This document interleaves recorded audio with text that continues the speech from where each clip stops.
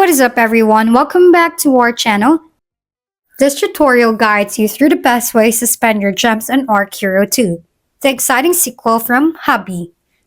Understanding where to allocate your gems effectively can enhance your gameplay experience and boost your character's performance. Let's dive into the recommended strategies for gem spreading. So let's get started. The gems can be spent to buy a character.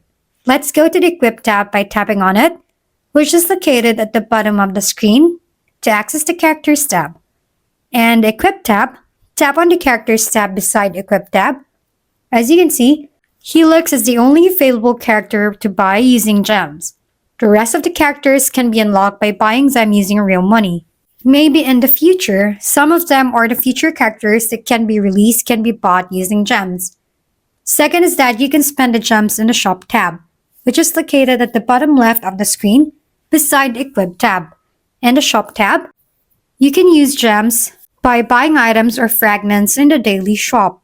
You can spend gems too in the gear chest section, which is why I recommend you to use it and prefer to spend 4,000 gems on a 10 open chest so that you have a high chance to get epic or S tier gear. You can spend gems too in the wish section, as you can see in the video. Finally, if you scroll down to the bottom, you can spend gems on buying gold, which is not recommended for me unless you want to.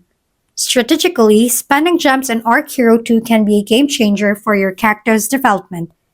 Focus on upgrading your hero, investing in quality equipment, purchasing skill points, and taking advantage of special offers while avoiding unnecessary purchases. By following the steps, you can enhance your gameplay experience and prepare for the challenges ahead. Enjoy your adventure in Archero 2. If we've been helpful, kindly give us a thumbs up, and don't forget to hit the subscribe and bell button for more contents.